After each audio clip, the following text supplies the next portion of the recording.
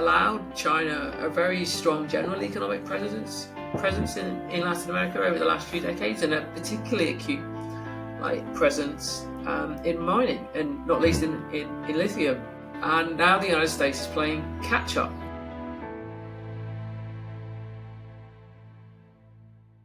Welcome to the New Enlightenment podcast from Adam Smith's Panmure House. I'm your host, Adam Dixon. Today, I'm joined by Helen Thompson. Helen is professor of political economy at the University of Cambridge and co-presenter of the popular podcast from UnHerd, These Times. Helen's academic work is primarily focused on the political economy and geopolitics of energy, a topic that we will discuss on today's episode. Welcome, Helen. Pleasure to be here, Alan. So I'd like to get started by asking you a somewhat of a perhaps biographical question. I know some of my listeners are academics, early career. There's others that aren't academics. But I know many of them are what you would call political economists. And I'd like to ask you, what does it mean to do political economy? And what does it mean to be a political economist now in 2024? Well, that's actually a pretty hard question in lots of ways, Adam. Partly because I think once you move from the term political economy to the term political economist, we hit an immediate difficulty in that I think that most people in my academic world anyway, who I sort of engage with, who think that they do political economy, don't think of themselves as economists. So if you take my case, I've been in a politics department, or now a politics and international studies department in one shape or another. The institutional configuration in Cambridge has changed, but what have I been doing all that time? I have been a scholar of the politics of the economic world. And that's, in a very general sense, what I think that political economy is. I'm not saying it's the only way of conceiving what it is, but if your primary interest is in politics, that is the way that you're going to think about it. And in some sense, I would say, complicated, think that the politics part is, if not entirely primary, at least very central to the way in which we should think about the relationship. We can then sort of look at the period in which I've been an academic. So I started in the middle of the 1990s, or my first academic job was the beginning of the academic year, 1993, to now. I think that there was a watershed moment, and that was the crash in 2008. And I would say that in lots of ways that within the broad sphere of politics, international relations, that political economy has had an intellectual resurgence since the crash. And I think that that's taken a number of different forms. I think it's partly because it was very clear at that moment that the workings of the international financial system had profound political consequences that went way beyond the international financial system itself. So what might have seemed like a relatively esoteric interest in the international monetary system, as I'd been interested in at least since the late 1990s, seemed less esoteric and more central to the political world.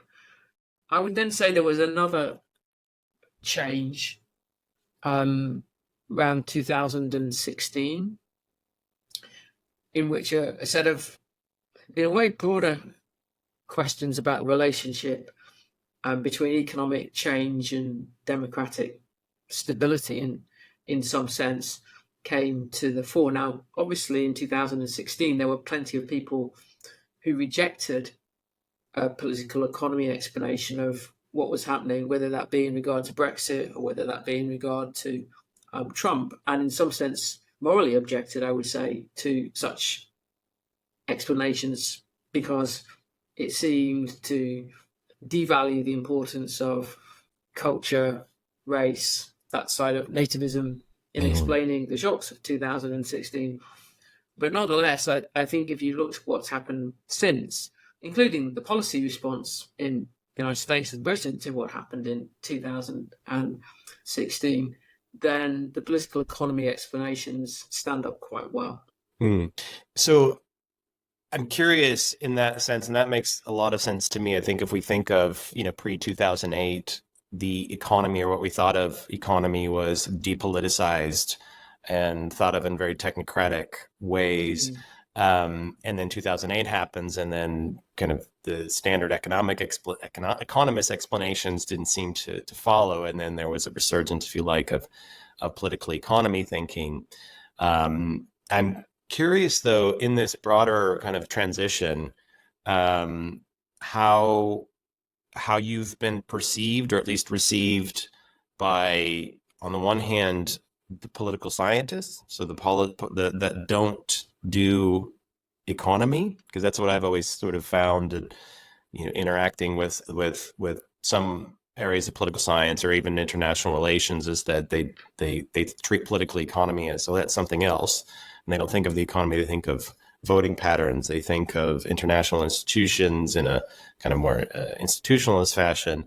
How has your effort to put political economy front and center been received by, say, the politics crowd or the international relations crowd? And then on the other hand, how has that been received by what we would think of as more mainstream or conventional economics or economists?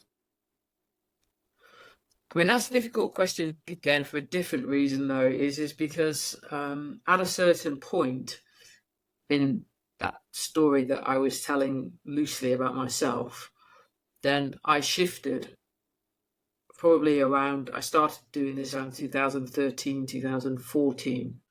Though I didn't actually publish anything until later. This, to being quite energy focused. And that sort of set me apart within political economy as well. So it's not that I was giving up on what I'd done previously, which was very much focused on the relationship between the international monetary system and democratic politics, and included then the relationship of the Eurozone to that, particularly during the Eurozone intense phase of the Eurozone crisis between 2010 and 2012. And I found that at that point, sort of around 2013, that I didn't think that what I was trying to do was any longer quite at the center of what I thought was going on in the political economic world. And then I came to the conclusion, not all in one go, it must be said, but as a set of changes in the way I thought that I think began in 2013, that energy had to be front and center. And I moved from an idea that I had about writing a book about essentially the political economy of the post-crash world, that I was going to add energy into, from what I was going to still center around monetary and financial issues, to deciding that actually I was going to go the other way around, and I was going to start with energy and then put those two in the context of energy, so subordinate in some sense the monetary and the financial. I mean, that's an oversimplification, but you see what I mean. I was going to make energy the analytical center. So once I did that, then that put me in a way in a new position in relation to academic political economy, certainly in politics, right, and international relations, because generally, again, it's changing, but not when I did this. Energy has not been particularly at the center of political economy. right. Now, I think that changed in the I never really want to say when, but perhaps if we wanted to pick a year, maybe that 2019, because that was the big push to like net zero. So there is a flourishing academic literature in political economy, in this politics and international relations sense, around the energy transition. So in a way, my problem became I wanted to talk about the energy transition, but I also wanted to say we cannot possibly understand the political economy and the geopolitics of the 20th century without getting to grips with fossil fuel energy. So I wanted to say, actually, that there's a continuous story about energy in political economy. It's very geopolitical, and we don't understand that if we want to understand the economic political world in which that we live. Now, I think then that wasn't a very easy thing to try to articulate. And I think that when I was sort of flinging a few bits in, and that was all that could be said, into some things I said on the Talk of Politics, like podcast, there was maybe some puzzlement. The thing that changed, and it changed really clearly in my mind, was what happened on the day that Russia invaded Ukraine, which happened to be the day that my book Disorder was published, and things that I thought were going to be quite difficult, both to talk about in an academic environment and to talk about in the public sphere, suddenly became a lot easier. It was all of a sudden that people started to realize, oh, energy matters in a really fundamental way to our economies, and that's always been there, but it wasn't front and center. Yeah, but also I think that the thing that really struck me was the argument that I'd made about the Suez Crisis, and the Suez Crisis as a real momentous historical juncture in the 20th century for any number of reasons. And I remember when I was writing the chapter that was going to include the Suez Crisis, and then had a moment when I thought, no, actually, I'm going to make the Suez Crisis the entire anchor of this chapter, going backwards, going forward, so to speak. And I remember sort of thinking to myself, this could go, I'm pretty convinced that this as an intellectual move, but I could imagine that I was going to get into some difficulty trying to explain, particularly as a British person, why I was framing it in this way. And then right from the moment that I started doing podcasts and talks in February of 2024, what was the first thing that people wanted to say to me was, oh, let's talk about Suez. And see then, because in a way that's the beginning of the Europe-Soviet oil story. Right. Oh, energy story. I mean, it's got an early history in the 20th century, but the one that ran through to the war, it seemed now to people quite, straightforward to see that there was a long historical continuum, and that you could put this moment of the energy shock of Russia's invasion of Ukraine onto that earlier moment. So in that sense, I would say that the changes in the world made what I was trying to do a lot easier to explain and to be taken seriously about than they were when I first went down this road. Right. I see what you mean. And so I'm curious. I mean, I see it as an analytical move. It's always difficult to pick a point in history and say this is a moment that, something happened that you can kind of point. But we have to do it analytically, or at least in terms of telling a narrative to frame longer periods of history. But going back to my question, if you like, the changing, you were kind of in advance, you were ahead of the curve, and then the curve kind of caught up to you. But notwithstanding, and I can see how in what we call political economy, there's much more understanding, or at least interest in understanding energy. There's much more interest, I think, generally in understanding things like monetary policy and economic policy generally, in terms of understanding democratic politics, for that matter. But how have, let's say, the conventional, and I don't like to use that term, but the conventional economists have perceived your attempt to, as someone coming from politics, Mm. speaking out the economy, how have they perceived that? And I guess how have you gotten over that? And the reason why I'm asking this is because I'm picturing, an early career academic who is studying the economy but not in an economics department, is just wondering, I really want to talk about the economy. How can I do it and be taken seriously in a way that is productive, not necessarily conflictual with conventional Mm. economics? I've got a lot of time for even neoclassical approaches personally. But how do you kind of, you know, how do you kind of make the case for different heterodox approaches in a way that's productive? Well, I think the one thing that's true is that that the compartmentalization of political economy from economics is still, like pretty tight. And Mm, I don't spend a lot of time actually talking to economists. I'm not yeah. saying I never speak to um, economists.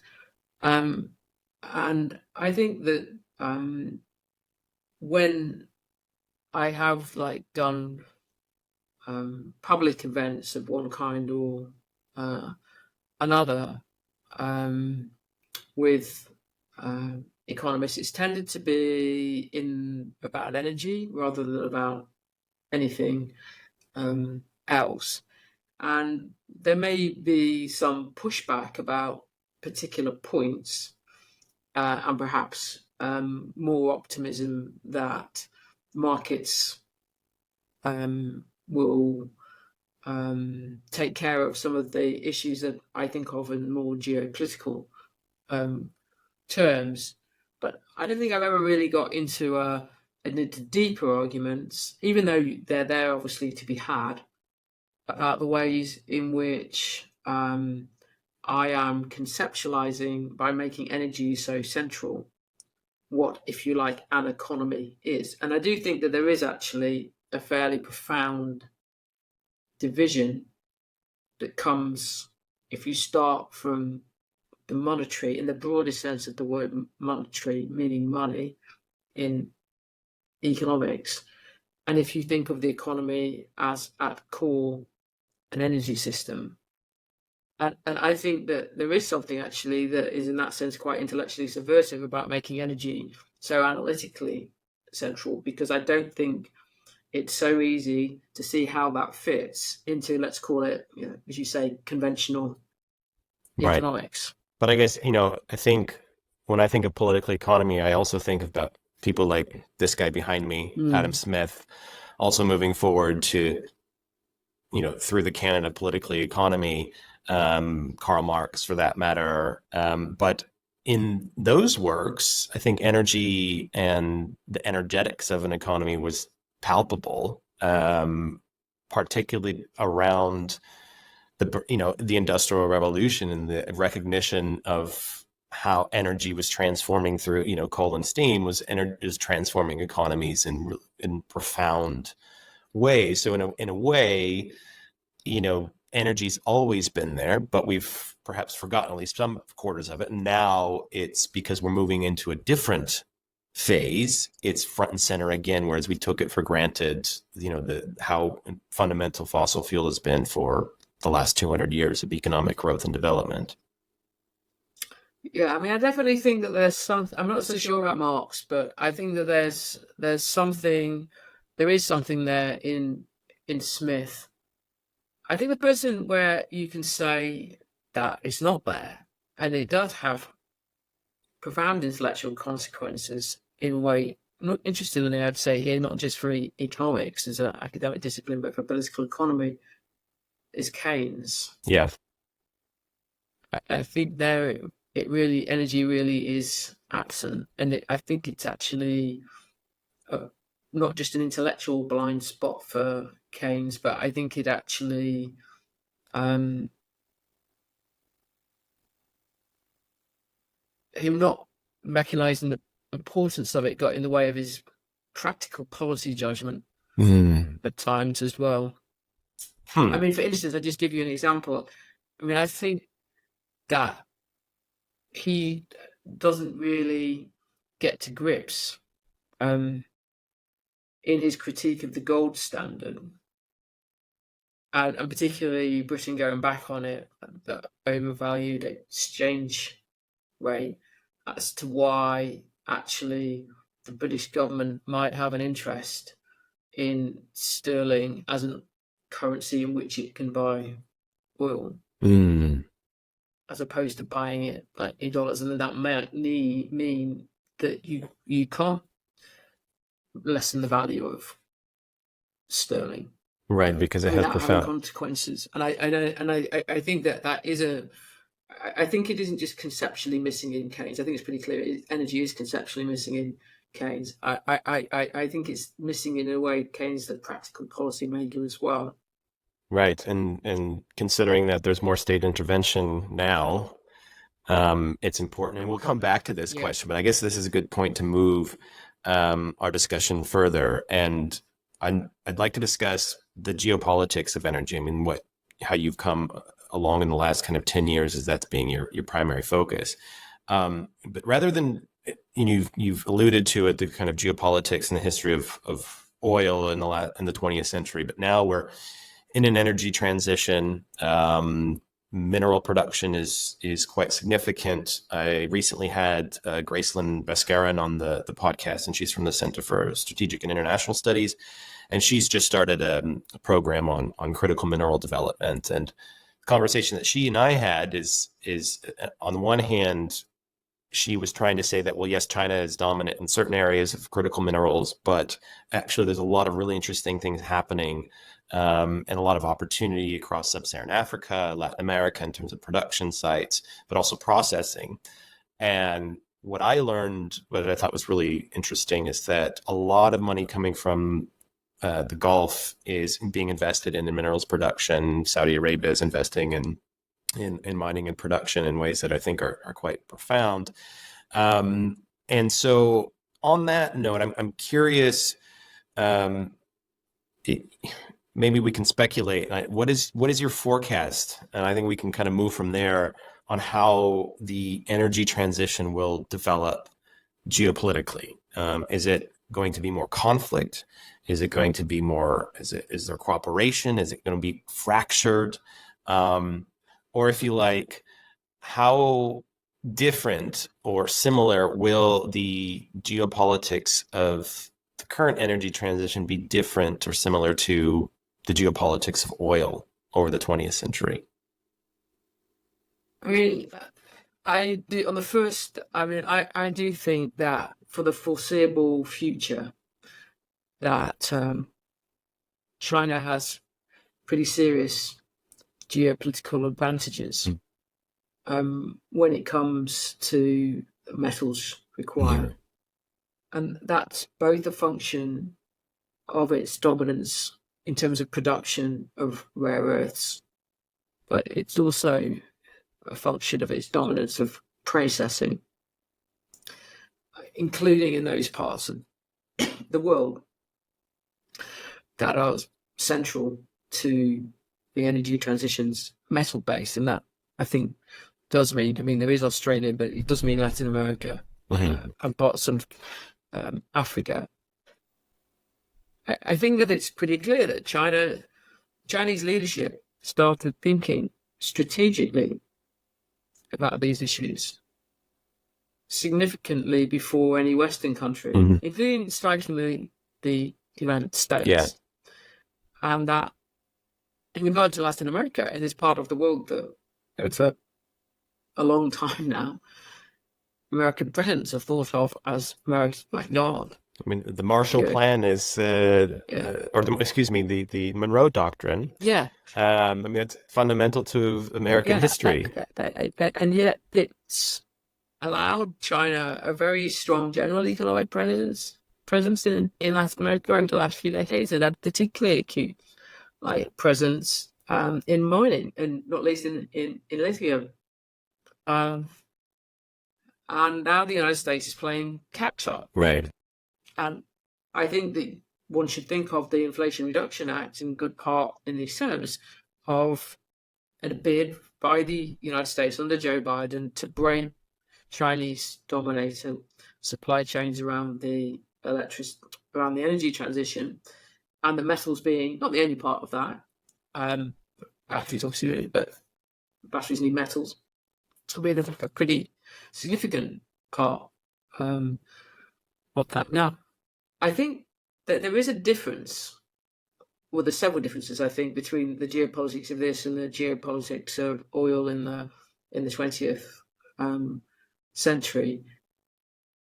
And one of the differences is that when it comes to these metals, that as things stand, the mining of them is actually significantly more concentrated in a few places for any particular metal than it was for oil and gas. Even at the points in which you had, say, three large producers or largest producers in the first part of the 20th century, the United States, Russia, and Mexico, there's nothing that's quite like having 70% plus, say, of nickel being mined in Indonesia. Right. I might not have got the right figure for that, but No, I think it's upwards of that. You've got some very high number. You've got some very high numbers. So that means that there's places that are just incredibly important as things stand, and that they're not alternatives to them. But it's also true, I think, that whilst it's the case that the metals that are required for the energy transition are arbitrarily geographically distributed in the way in which oil was. I mean, they're not completely arbitrary in the sense there's been no pattern to it, if you see what I mean, but it's not like every country has got oil under its land or in its waters any more than they've got metals. It's also the case that there's been a very considerable reluctance in Western countries to engage in metal mining at home. And if you take rare earths, for instance, that the US was the world's largest rare earths producer. It's not simply a function of all the rare earths are in China. Right, which some people think, right, that it's all there. It's actually, no, it's just... It's much more complicated than that. So part of the geopolitics, particularly I think of rare earths, because it's such dangerous mining, so environmentally hazardous mining, and indeed for human health. Part of the geopolitics is actually not doing it yourself in a way, doing it somewhere else, where you can put it away from you. And so even in China, I think that China wants alternatives to domestic rare earths production. Right. Because there's domestic backlash against... What explains its interest, for instance, in Greenland. And the Arctic more generally, but Greenland in particular. And that I don't think is like oil in the 20th century. If a country had oil, then it wanted to develop it. Now, it might have developed it with its own state-owned companies, or tried to, after the period of the international oil companies dominating, it might be wanting international oil companies to come in and be the lead partner on that. But I'm not sure that there's a really clear case of anybody eschewing the opportunity to do oil production. So then, if you like, the difference between oil and gas, for that matter, in relation to minerals is the concentration, the geographical concentration where most of the production and processing is happening. That's much more concentrated than under, let's say, oil and gas world. And that has particular outcomes for geopolitical conflict, if you like, or geopolitical, the discord, the drama, perhaps that's the word, around geopolitics, because it's cobalt, is massively produced in DRC or Democratic Republic of Congo. Indonesia is dominating on nickel. And so there's issues around supply chain security, but then there's also the politics of, as countries get richer, China one of them, they'd rather not have all the dirty production, and they're pushing it off on poorer countries that have the assets and have these minerals. Is that? But that's slightly different than in the oil case. Yeah, if you look in the oil case, at the beginning of the 20th century, there were two large oil producers in the world. The United States and Russia.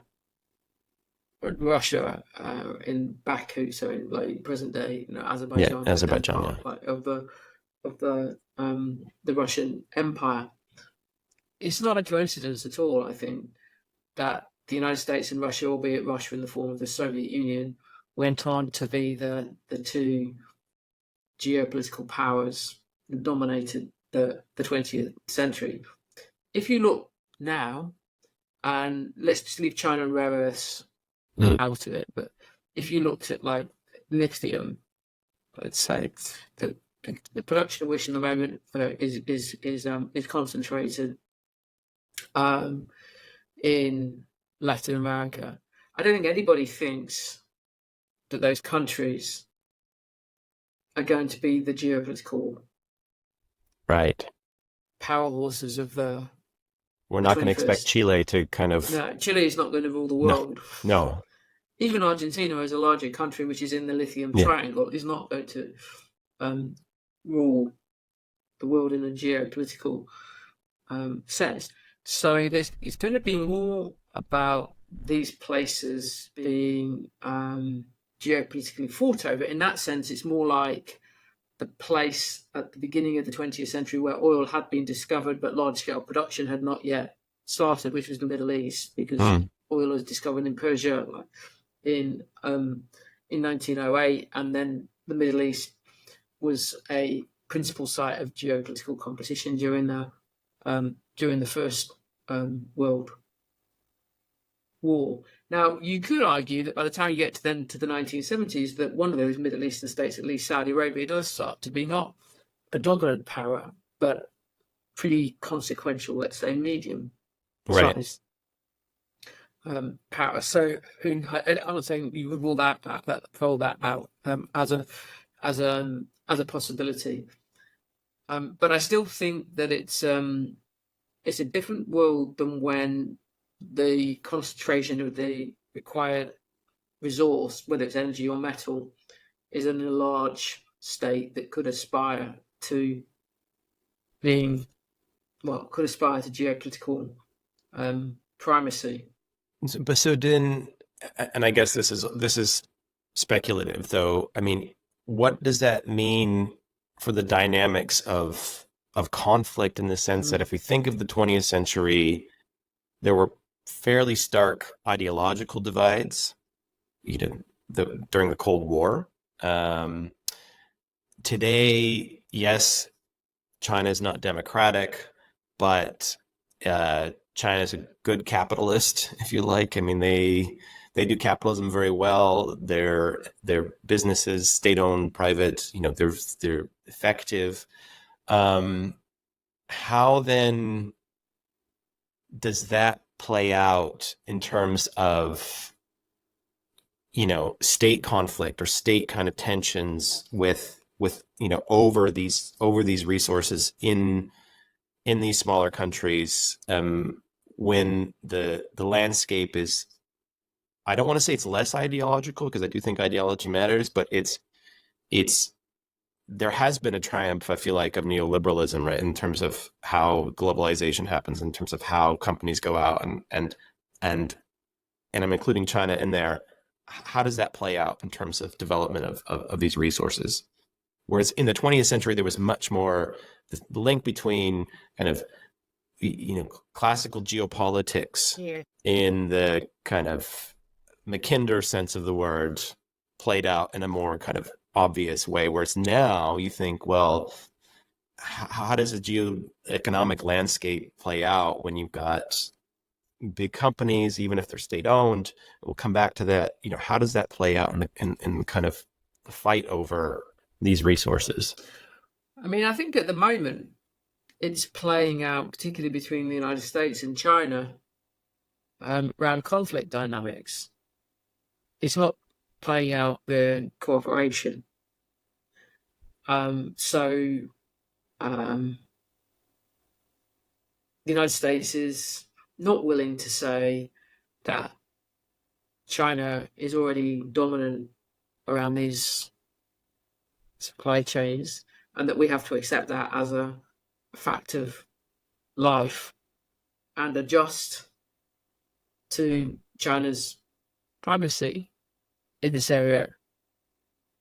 The Biden administration is very much challenging that, including these new tariffs that have gone on like electric vehicles. Just announced yesterday. Yeah, 100%. I think they're 100% on electric. 100%, yeah. On electric, vehicles. It's not saying the competition is over and we lost. It's saying we're intensifying the competition here. We're not prepared to lose over this. Now, you might then say, well, what's been done so far in challenging China in these areas has not been particularly successful, including the Inflation Reduction Act. As far as I can see, hasn't really allowed for the resurrection of the US solar industry. Now, you could say that there's a while for this to go before any American president or US Congress could contemplate the idea of we lost, we're going to have a more cooperative approach to this problem. I don't think it's completely out of the question that that would be the eventual outcome. But I just think that in Washington they haven't given up yet on the idea that they can change the geopolitical balance of power around the energy transition. And the I guess the question then for the US is the government is how much are they willing to spend? Yeah. Because if they want to play catch up, and China's been thinking about minerals and for decades now, and has made important strategic decisions, and just there's the perpetual motion of a growing economy, a massively growing economy like China, which it's, there's a perception that everything is top down directed and that there's this, yes, there are plans in China, but they're moving forward and they're going out internationally in a way that it's not necessarily by design. I mean, obviously there's a lot of that, but it's like you can't push back against the market forces behind this as well, right? So it's not that a political decision and then it goes to, it's like, well, how much is the US going to rack up tariffs, which, that means American consumers have to pay. Yeah. And what kind of, will that actually increase manufacturing jobs? And so it's an interesting kind of dynamic to see. And I guess then I'd like to move then to a question around what does this mean for the state? Because you mentioned the Inflation Reduction Act. So the US is spending a lot of money on the energy transition. But then there's conflictual things. If Biden wants people to drive electric cars, why increase tariffs to 100% on Chinese cars? This is kind of conflictual kind of dynamics happening. But you see this dynamic happening across the world where states feel the need to massively invest in the transition. Perhaps that's necessary. The Europeans are trying to figure that out.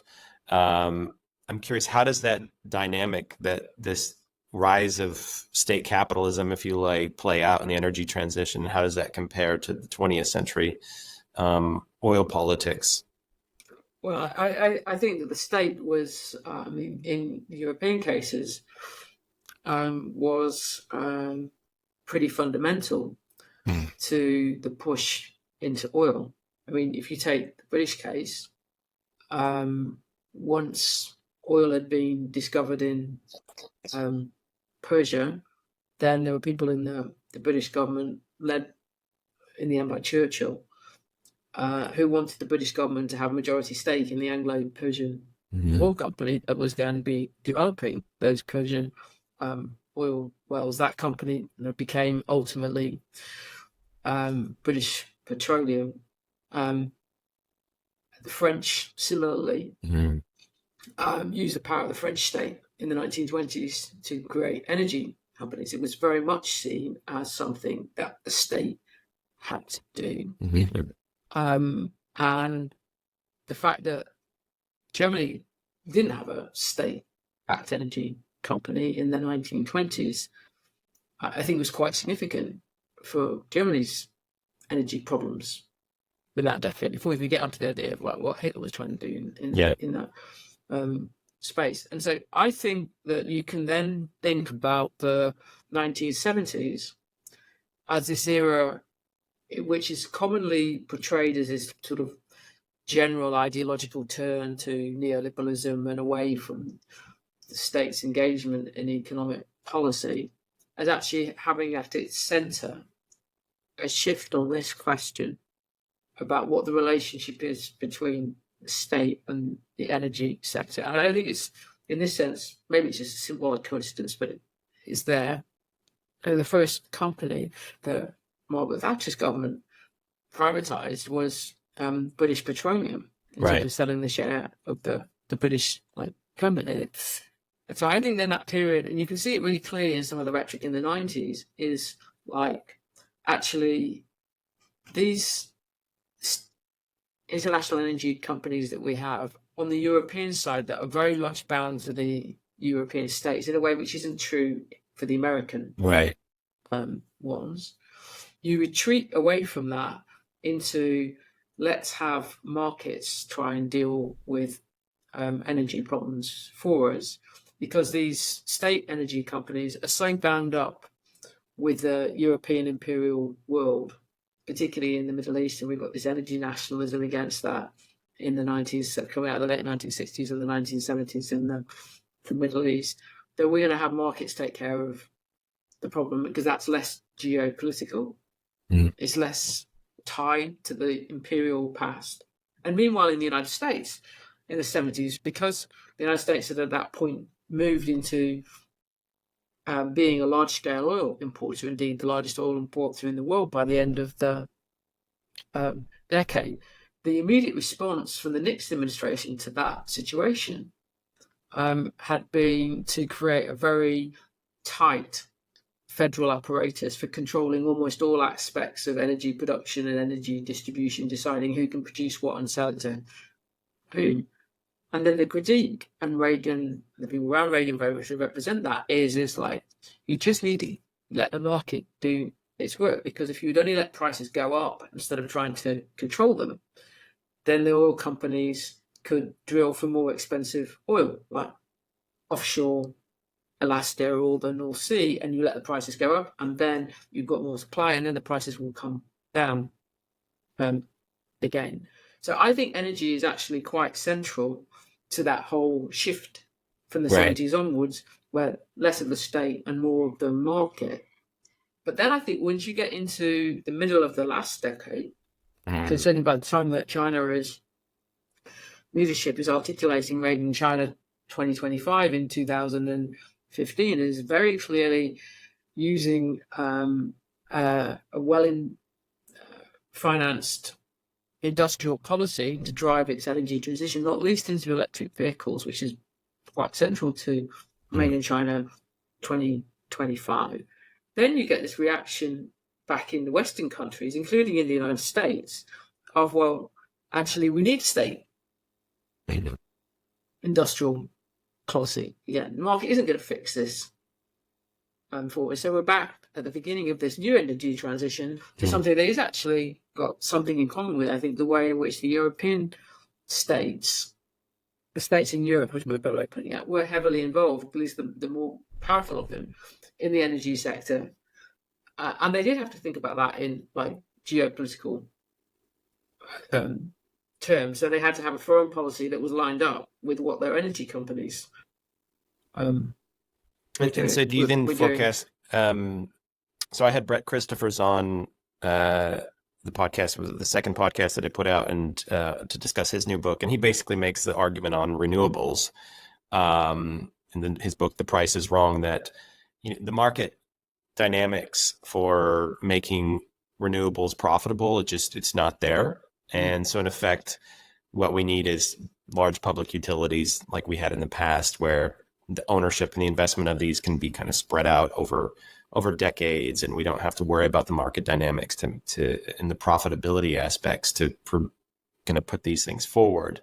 And you could put that argument on nuclear as well. I mean, in the French case and so many of these, what building of nuclear here, it's not clear if market dynamics make these possible.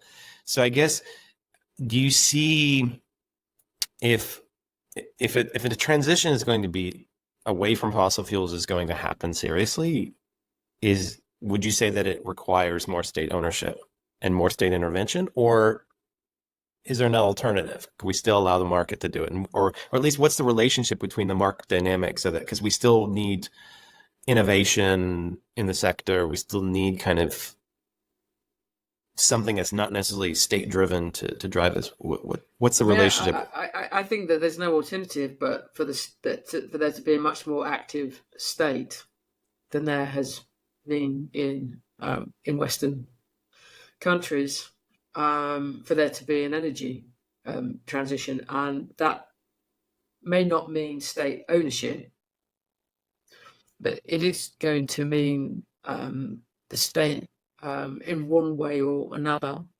providing some capital for the energy transition through companies. I mean, that's in a way the logic of the Inflation Reduction Act approach to this. We'll give you tax credits and subsidies in order to do this.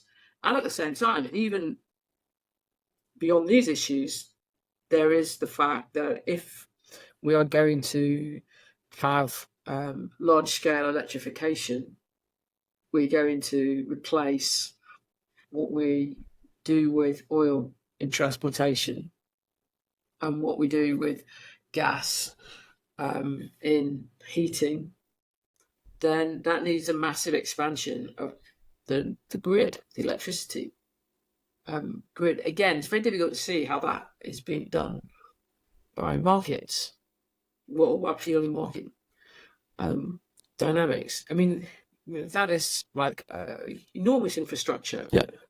Project that's very difficult to see how it can be done without the state's involvement in that, particularly if it's supposed to be done in a rather short period of time. I mean, it's a scale. I mean, this is something that, and I'm looking at Adam Smith behind me, he would probably look at the situation and say that the scale is so great that it's in effect a public works project that shouldn't be the responsibility of any one individual or a small group of individuals. Effectively, it's the responsibility of the sovereign.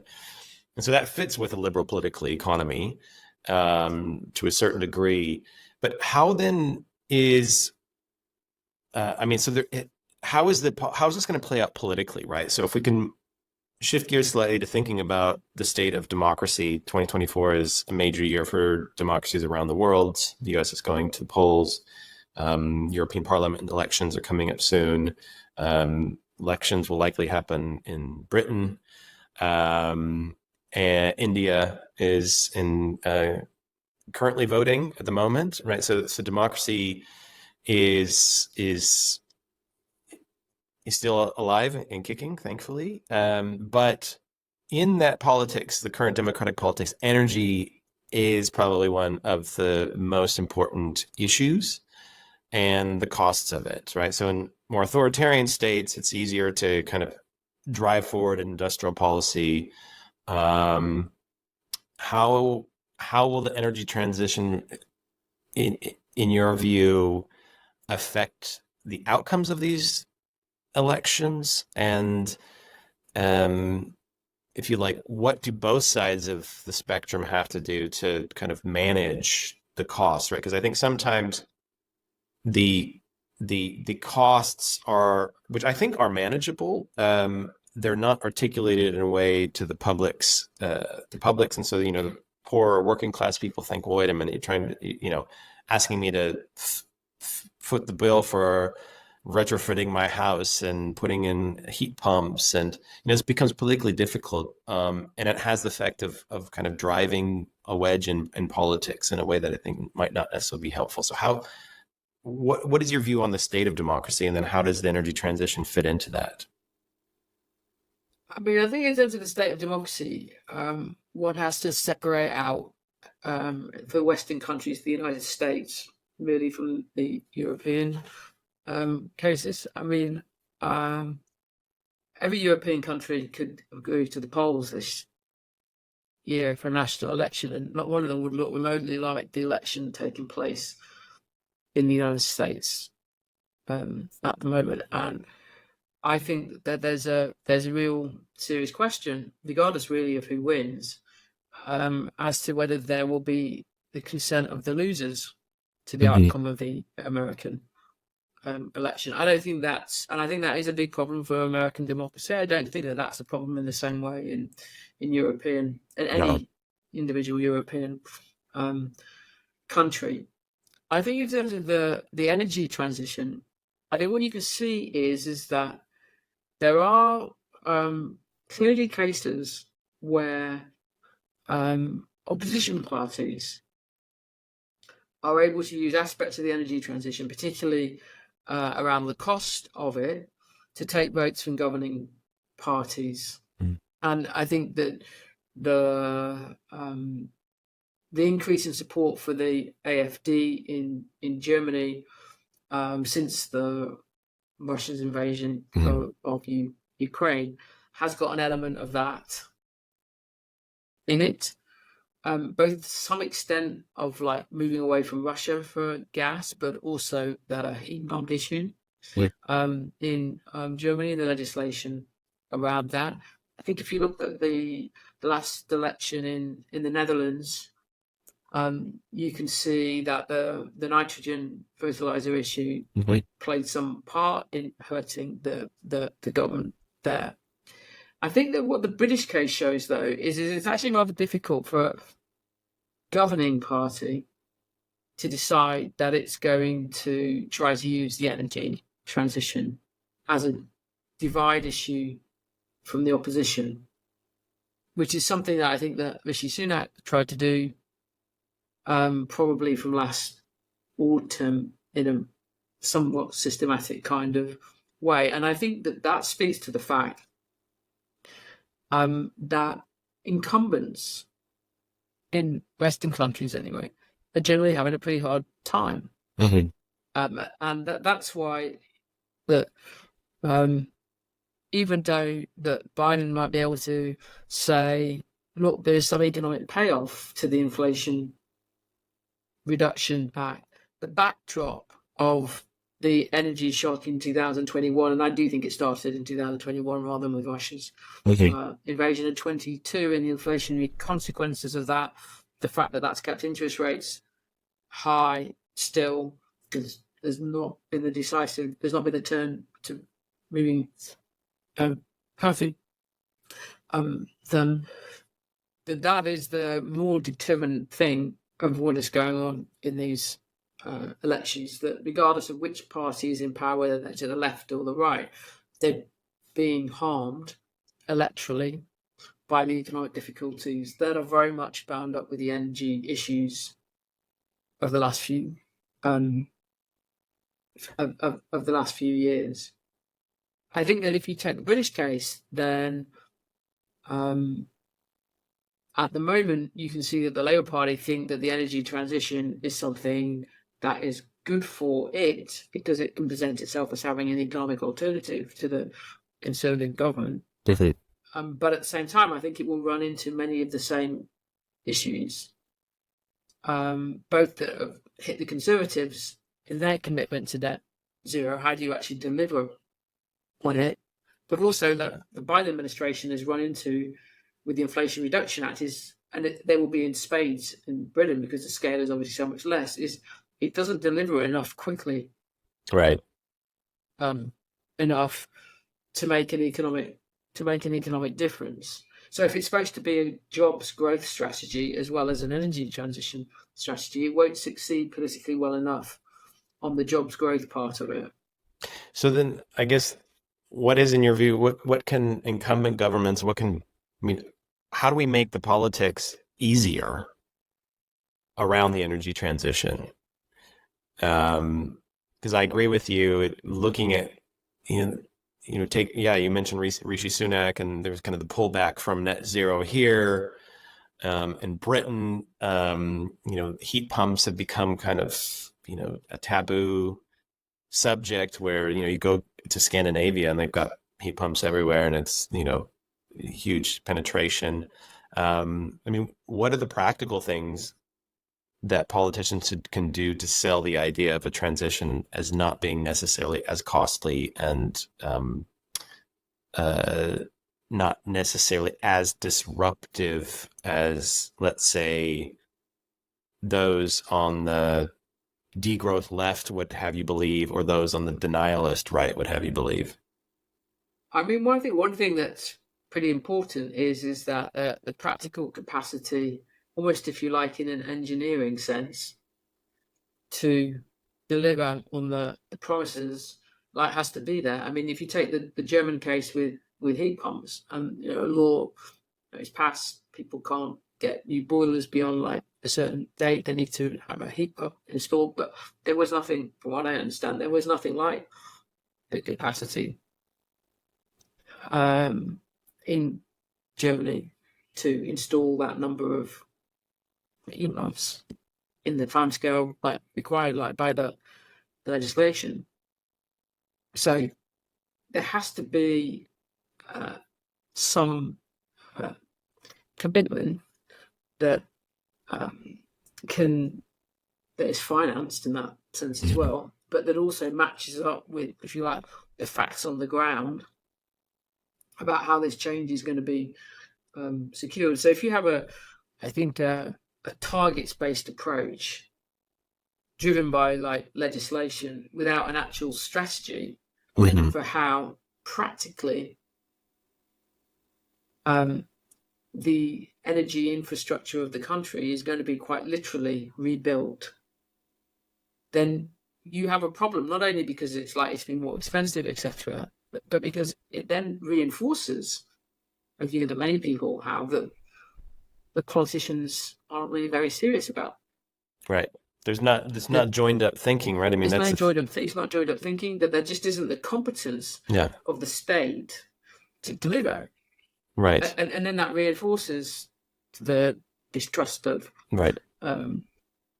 politicians. Just simple things. So, subsidizing solar panels, it's been good. I mean, you look across into the Netherlands, you mentioned the Netherlands, massive penetration in the last few years of solar panels. But the bigger problem now is that the grid cannot take most of it. Or if we think about the transition to heat pumps, I mean, it's worked well in Scandinavia, but Scandinavia has had most of their energy has come from hydroelectric. Yeah. In the case of Sweden, they also have nuclear, so they never had this massive kind of gas infrastructure. That always, electric heating was a thing, and so installing heat pumps pretty easy. But when you have your heat comes from a gas network and not from the electricity network, you can't just say, well, you have to have a heat pump. It's like, well, how am I going to where's the electricity come from? Because the grid doesn't do it. And I think it's those simple things. But I mean, this is what's, I think, kind of somewhat astonishing is you would think that, massive numbers of people are going to university, they're studying politics at Cambridge, right? What is missing that government doesn't have and elected officials aren't kind of joined up, in their thinking? Because this is what I can't wrap my mind around, is that a lot of people that are elected, they're smart, educated, civil servants are smart. I mean, there's information is everywhere. What's missing in the sense that we can't get to that joined up thinking? Is it a structural issue? What is it, I guess? I mean, I think the partly on this is it's the absence of an engineering mindset about the problem. To be honest, in the sense of that you have to have people who actually understand what it means, what it would mean, what it requires to rebuild the grid for an electrified country. I mean, and that's just talking about that one issue, Right. Of the grid. I'd say you also need like people who can think about what the relationship is between, ideal scenario, which may well be like everybody having heat pumps, and the reality of the UK housing Yeah. stock, and what that means, and for whether that's a practical possibility. We or need not. more radical interdisciplinarity. I had Joe Henrich on the podcast Yeah. last week, and he's an evolutionary biologist, anthropologist at Harvard, and he thinks we need to have question issue driven social science and science, right? Where it's not about the disciplines you work in, it's about how do we answer questions. So what does it mean to be human? Or asking a question is, what do we need to transition our economies from fossil fuel? And so then you naturally, structurally have to answer that question, you bring different people together. You bring engineers, economists, political scientists, geographers, sociologists to come to the questions. And maybe that's what's missing. And it's that sense of we need to drive more interdisciplinary engagement in a fundamental way, get engineers talking to the political scientists and so on and so forth. And, that's why I got kind of, going back to my first question, what does it mean to do political economy? What does it mean to kind of engage with the political scientists versus the economists? Because even within the social sciences, it's really hard. And how do we get over those silos? Because actually answering questions like how do we transition our economies and what do we need to do that? Perhaps it's the structure of our universities aren't up to the task. I think that's probably true. I mean, I think that this is where you get back to the nature of energy, and the need to see how systemic it is to our world. There's nothing that makes sense in what we can do without thinking about energy. And as a culture, if you like, that isn't what we've done. And neither is it, I think, the way in which you say universities are set up like round academic disciplines, none of which particularly, I'd say, maybe some, not true about something, physics probably, etc., really made energy central. Mm. And that probably needs to be if we want to. So I think that it's really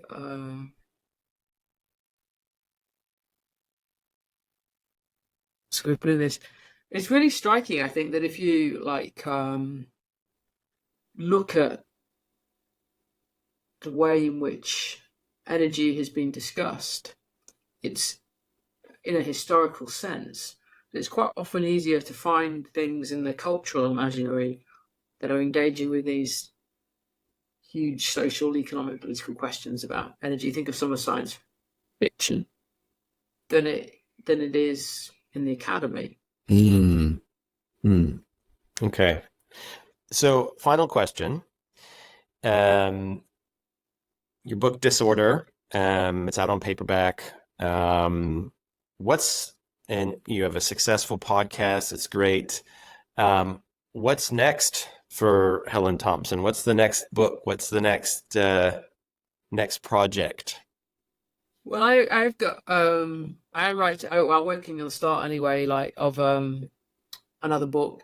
It'll be like quite different. I don't want to really get into it anymore at the moment because it's still in the stages of it's more than preliminary thinking, but right. I haven't got a way of describing it yet that I'm entirely happy with. So, is it about energy? It's a film part about energy, but in a different way. And I'm working on an academic piece with a colleague in Berlin on the German-Russian energy relationship seen through long history. Right, because it's a longer term history, that one. Okay. All right. So we can expect more from you. Perhaps a science fiction book on energy. No, go back to the last episode. No. You never know, right? If that's the way of, that's the thing is, when I say radical interdisciplinarity, I mean sometimes it's thinking about the humanities. How do we kind of tell stories? And No, I'm sometimes, entirely in that space, but I agree with you. I just don't think I've got a science fiction novel in me. right? Okay, all right. Well, at least we have good social science coming out of you. All right. On that note, Helen Thompson, thank you for being on the New Enlightenment podcast, and I hope to have you in person at Adam Smith's Panmure House sometime soon in the future. Thank you. Thanks very much, Adam. I've enjoyed the conversation. You have been listening to the New Enlightenment podcast from Adam Smith's Panmure House. If you found this interesting, please consider subscribing and sharing. If you would like to learn more about Panmure House, please go to our website, panmurehouse.org. Thanks for listening, and until next time.